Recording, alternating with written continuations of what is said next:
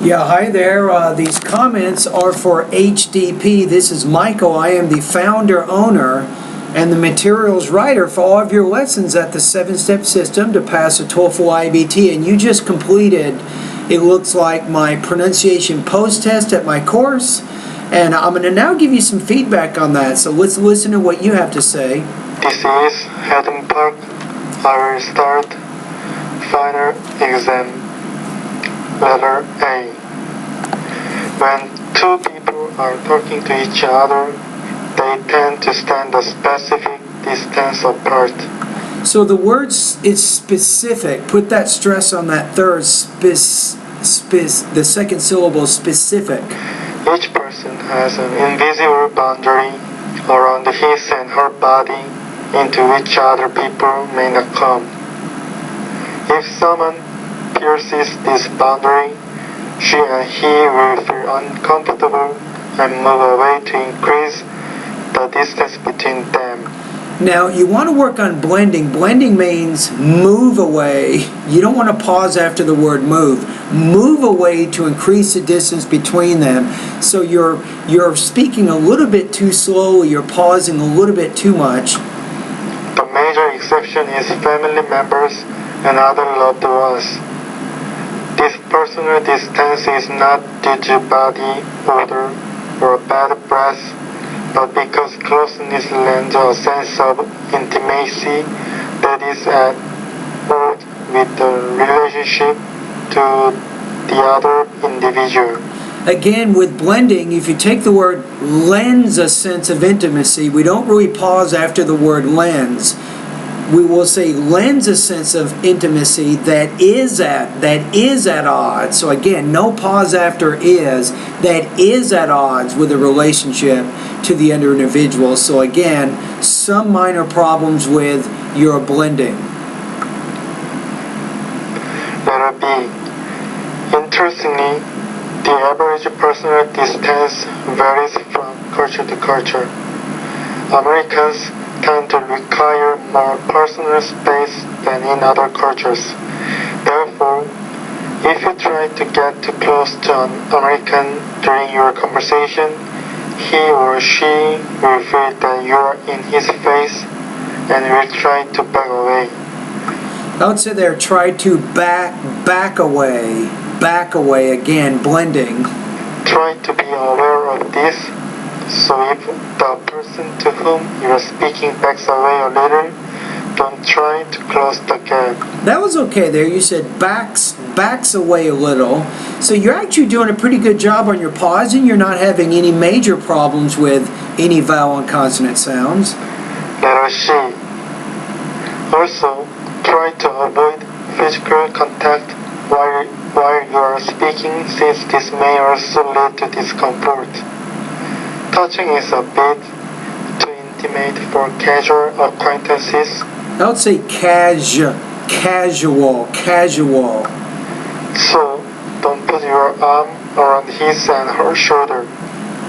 Don't touch his and her face or hold his and her hand. Shaking hands when you initially meet or part is acceptable, but this is only momentary.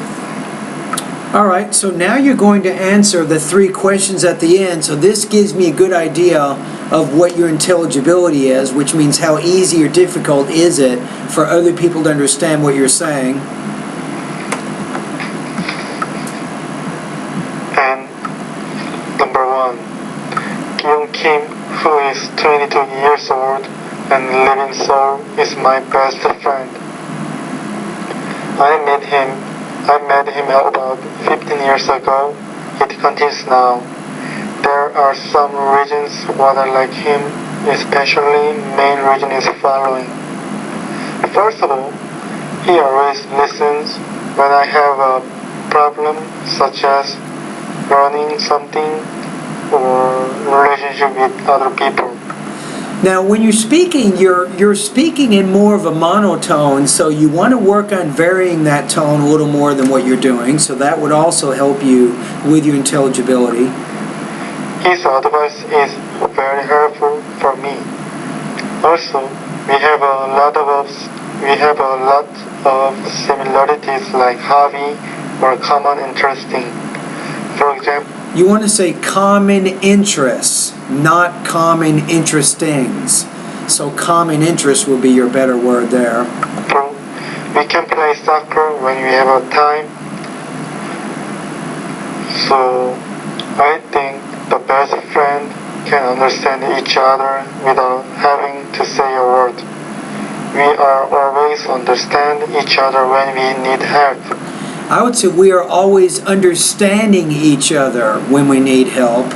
Probably use a gerund there. For these reasons, I think Young Kim is my best friend. So you have a good organization. It's pretty easy to see how you're structuring your ideas. That's good. Number 2.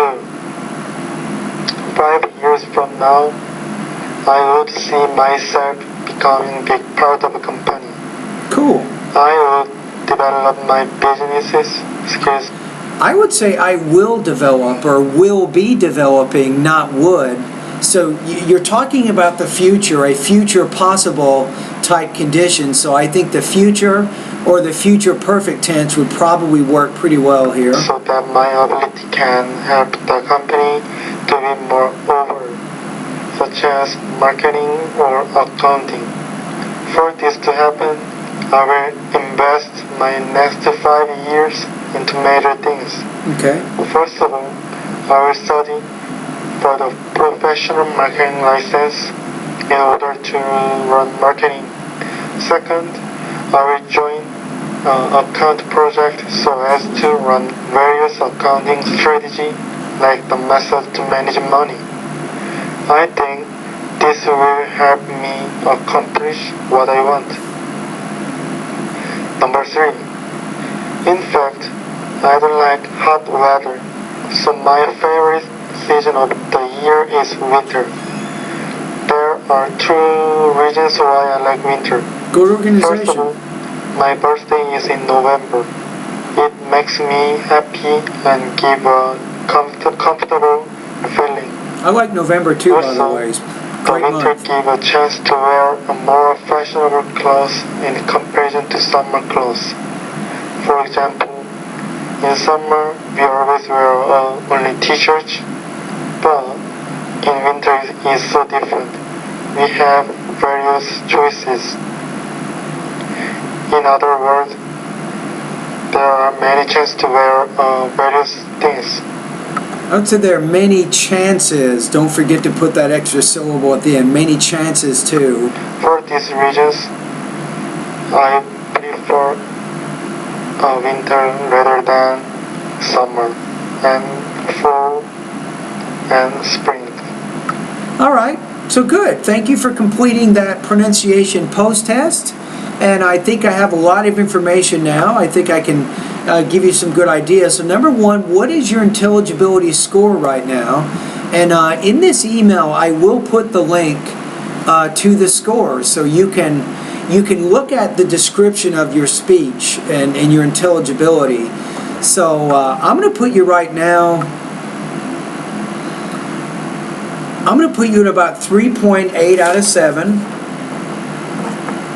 So I'm putting you kind of intermediate, high intermediate, I think, in your speaking abilities. So you do have some pronunciation problems that you want to solve. Again, click on the link to learn more about your intelligibility score.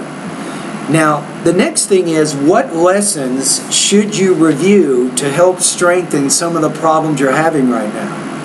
Okay, so I do have some suggestions.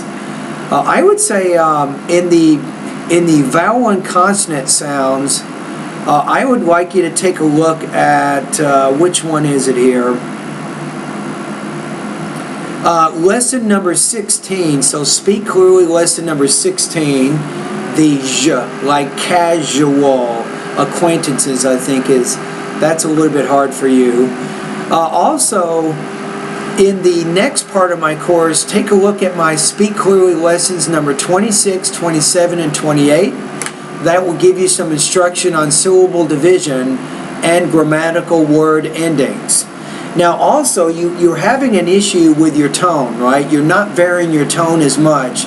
So I think you can benefit by studying my lessons 33, 34, 35, also 36, 37, 38, and 39, and 40. These lessons will cover sentence rhythm and intonation, which I think can help you. Now, in addition to going through these lessons to help strengthen the pronunciation problems that you're having, also consider this. Go to YouTube, use some headphones, and listen to some music. And practice singing with the speaker. That's also good for your tone. You can work a lot on varying your tone there. So I think that would also be important. And finally, there are 4 more lessons that I think can help you. You're having some trouble, as I said, with blending. So I'd like to have you take a look at my Speak Clearly lesson number 41, 42, 43, and also 44. So again, your score on this intelligibility test is 3.8 out of 7. Now, if we take a look at the rubrics in the syllabus for the class, 3.8 puts you at about 92% on this pronunciation exam. All right? Anyway, thank you for completing the assignment, and I've enjoyed having you as a student over here at California State University, San Bernardino. Keep up the good work.